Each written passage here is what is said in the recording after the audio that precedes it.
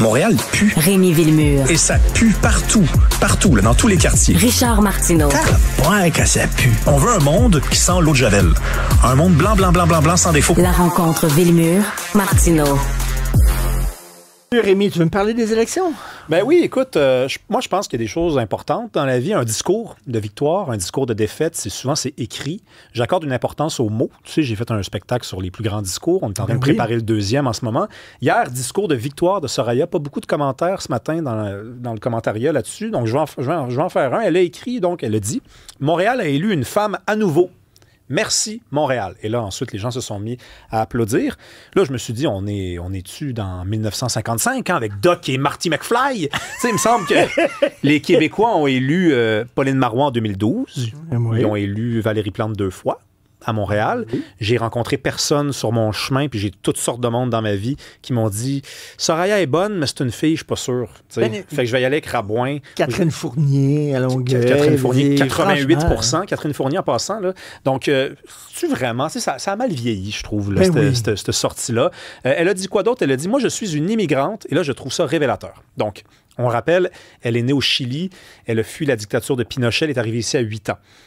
Elle dit donc hier soir, « Moi, je suis une immigrante, je suis une fille de la loi 101, je suis une fille de Montréal. » Et tu sais, il y a comme une gradation. Donc, elle commence avec « Je suis une immigrante », puis là, tu dis, elle va dire à un moment donné le mot en cul, là. Hein? « Je suis une fille de la loi 101 », pas encore le mot en cul. « Je suis une fille de Montréal », pas encore le mot en cul. Et le mot en cul, « Je suis une Québécoise », ça ne vient pas. Ça ne vient pas. Et c'est là que... Une fille de Montréal, comme si Montréal était à part du reste du Québec. Pourquoi tu dis « comme si » Richard? Non, mais c'est parce qu'on le sait, il y a une tendance lourde en ce moment. Montréal est en train de se bâtir une identité propre et c'est correct. T'sais, Québec a une identité propre, mais le problème, c'est quand Montréal ne s'inscrit plus dans le Québec. C'est quand on a une partie de la population qui ne trouve pas ça important de défendre le français. C'est quand l'article 1 de la Charte de la Ville de Montréal, qui est Montréal est une ville de langue française, lui aussi vieillit mal, un peu comme la fameuse phrase « Je suis une femme, merci de m'avoir élu ». Donc, moi, je m'inquiète un peu, là, parce que Mme Soraya Martinez, c'est pas inutile de rappeler qu'elle a été ministre de Justin Trudeau. Ben oui. Qu'elle a profité... Pas quelqu'un qui a défendu très fort le français, ça? Non, puis en passant, elle a été députée d'Hochelaga-Maisonneuve à 2 reprises. Et moi, je me rappelle, quand elle a gagné Hochelaga, je m'étais dit, qu'est-ce qui se passe dans Hochelaga? Il me semble que le vote d'Hochelaga, c'est un vote justement du Bloc, là, puisque tu viens de parler avec une ancienne candidate du Bloc. Il y a eu un redécoupage qui a fait en sorte qu'Hochelaga devenait une bonne partie de Saint-Léonard. Donc, elle profitait du vote immigrant pour gagner. Il y a beaucoup d'immigrants, il y a une imposante majorité d'immigrants qui ont voté pour elle hier. Moi, j'ai bien peur que la tendance, voulant que Montréal devienne un îlot de plus en plus isolé, et Montréal assume une identité qui n'est pas québécoise, j'ai bien l'impression que cette tendance-là va vraiment aller en s'accentuant. Il y a une affaire, par contre, dont je suis content, c'est que, tu sais, on n'arrête pas de nous dire, les Québécois, vous êtes fermés, vous êtes racistes, vous êtes intolérants. Voici une immigrante qui a été nommée la plus grosse ville au Québec. Arrêtez de nous dire ça, Christy. Oui, mais ça marche pas de même, Richard. On est fermé. Ça va pas prendre juste une démonstration. Puis la mauvaise nouvelle, c'est que ça n'en prendra même pas 1000. C'est-à-dire, ça va en prendre plus de 1000, peut-être. Non, mais ça va toujours être une insulte facile au bout de la langue à lancer au Québec. Non, mais tu dis, quand est-ce, ça va être quoi, là, où vous allez dire, oui, effectivement, vous êtes ouvert. Ça va prendre quoi, effectivement? La seule bonne nouvelle que je vois jusqu'à présent, puis en passant, je veux juste préciser une chose, on va donner une chance à la coureuse, hein, aussi. Oui.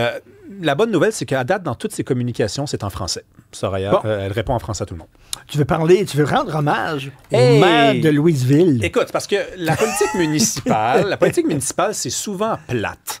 OK? Il y a des maires et des mairesses qui s'installent au pouvoir longtemps, puis, tu sais, ils prennent pas beaucoup de risques, il n'y a pas beaucoup d'opposition.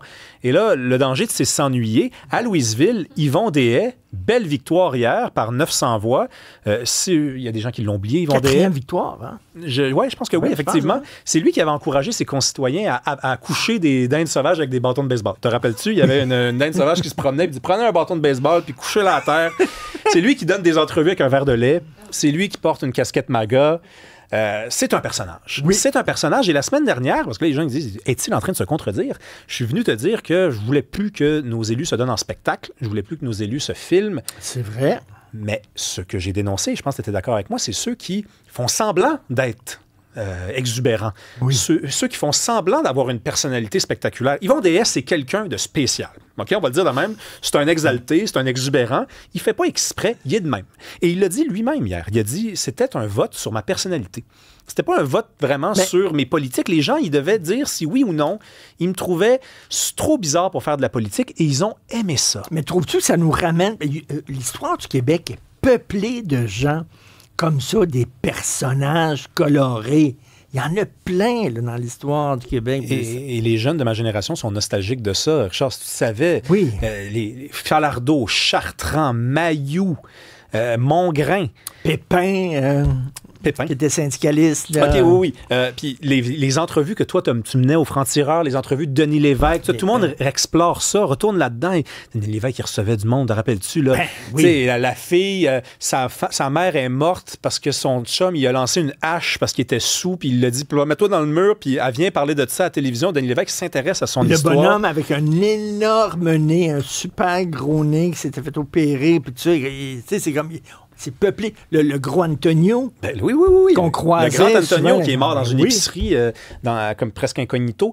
Donc, moi, je pense que c'est important, l'exubérance. Ces gens-là nous donnent un petit parfum à la vie. La vie est plate. Puis on n'a pas le luxe de se désennuyer davantage. Je m'excuse de s'ennuyer davantage. Je veux dire, il est le temps de donner un petit coup dans le tambour puis de dire on se réveille puis on s'amuse. Donc, Yvon Dehaes, bravo. Je sais même pas c'est quoi ces politiques. Je sais même pas qu'est-ce qu'il a fait à Louisville. C'est une ville où je passe une fois de temps en temps. Mais il reste une place pour des hommes comme ça. Le Doc Mayou en était un. Ben, Doc Mayou, oui, absolument. Il était un personnage complètement... Écoute, il allait, tout le monde en parle, il disait, moi, je paye pas mes taxes. Il disait ça devant 2 millions de personnes. Il y avait bien 10 000 personnes de Revenu Québec qui regardaient ça, puis il disait, je paye pas mes taxes.